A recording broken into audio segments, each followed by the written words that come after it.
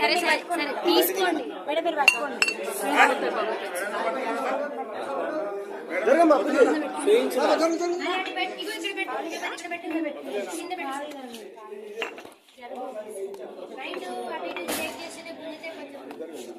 జరగమ్మా ఒకటే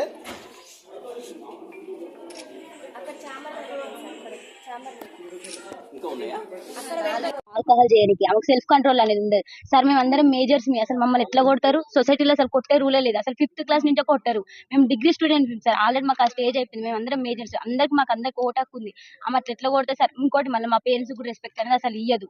మా పేరెంట్స్ ఏం చేసి సార్ ఎట్లా పడితే అట్లా మాట్లాడతారు సార్. అసలు మా మేడంకి అసలు సెల్ఫ్ కంట్రోల్ అనేది లేదు సార్. మా మీద ఎగబడుతుంది అంటే నైట్ టైం ఆల్కహాల్ చేసాం, మా మీద ఎగబడి మమ్మల్ని ఏమైనా చేస్తే మా పేరెంట్స్ సార్ ఆ బాధ.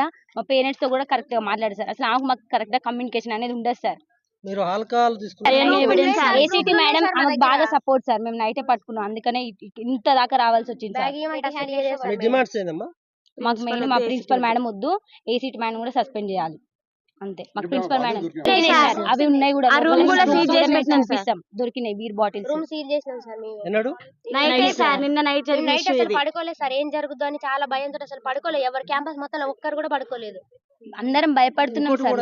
నెక్స్ట్ ఏం జరుగుతుందో అని వాళ్ళ కొడుకు వచ్చి ఇక్కడ ఉన్నాడు సార్.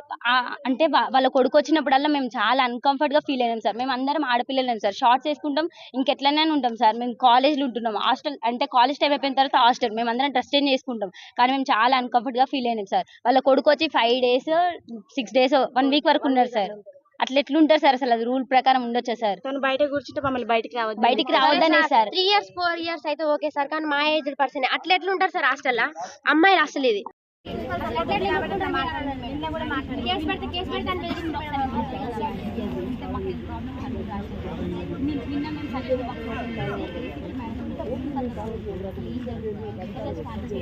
చాలా మంది రాశారు మేడం, చాలా